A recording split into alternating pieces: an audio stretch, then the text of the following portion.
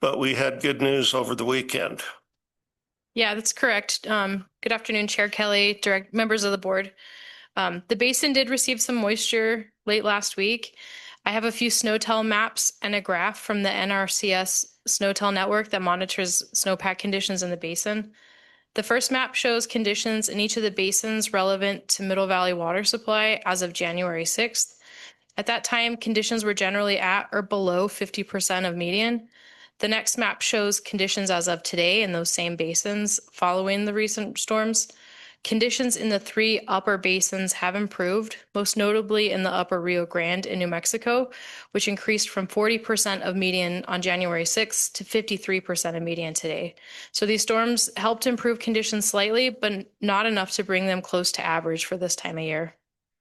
The next graph shows combined snowpack data from SNOTEL sites in the upper Rio Grande Basin. The green line represents average snowpack conditions by date. The orange line shows 2024 conditions, the blue 2025 conditions, and the black line shows 2026 conditions. Current conditions are similar to last year, but remain well below conditions in 2024, which in 2024, conditions ultimately approached the peak median due to some late season accumulation. And I just show these different plots to demonstrate the level of uncertainty that still exists regarding how much snowpack will ultimately contribute to spring water supply in the Middle Valley this year.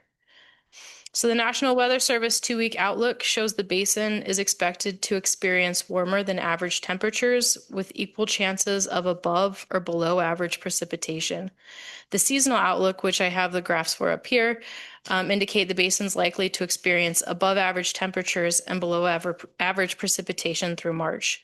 These outlooks show probabilities rather than certainties, so they should be viewed with that in mind. To reiterate, there is a great deal of uncertainty regarding snowpack contributions to spring water supply. However, if the basin does not receive significant accumulation in the coming months, spring runoff could be short and relatively small. We do know with certainty that MRGCD will not be able to store any native Rio Grande water for Middle Valley use due to the size of New Mexico's Rio Grande compact debt. After spring runoff, MRGCD has limited ability to augment naturally occurring flows into the Middle Valley, and there is considerable uncertainty regarding water availability once runoff ends.